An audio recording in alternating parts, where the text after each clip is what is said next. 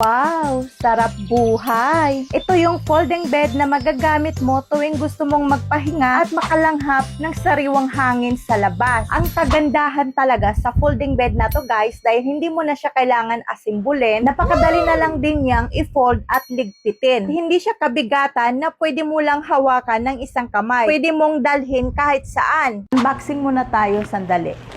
At ayan, syempre, may kasama na rin itong pochon na napakalambot na para na siyang comforters, guys.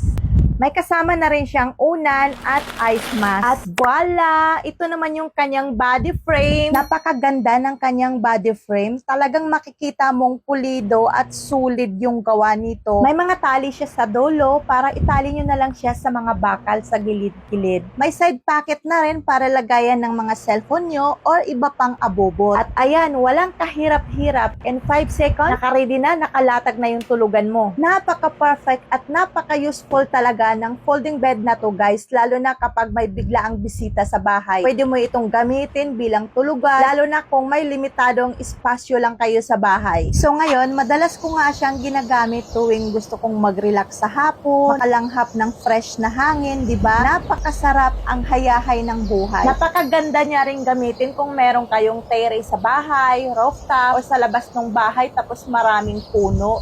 Iwan ko na lang talaga kung hindi kayo makatulog. Meron siyang tatlong adjustment na rin na dito mo siya i-adjust. Ito naman ang recline na natataas at nabababa. Ganito naman yung pasandal niya guys, at ito naman yung medium. Ayan, at ito naman yung pinaka-flat niya. 76 cm na rin pala itong sa akin guys. Malapad at malaki siya at matibay na maasahan mo talaga na magagamit mo ng pangmatagalan to. Mga mima, ang nakakatuwa pa talaga dito dahil pag hindi mo na siya ginagamit ay pwede mo na siyang itiklo. At sa magtatanong kung magkano yan, guys, napakamura lang nito. I-check nyo na lang po yung link nandyan sa yellow basket para ma-check nyo yung price. Hindi na po kasi kami pwedeng magsabi kung magkano yung price. O siya, pag bet nyo rin ito, ilalagay ko ang link nandyan sa yellow basket.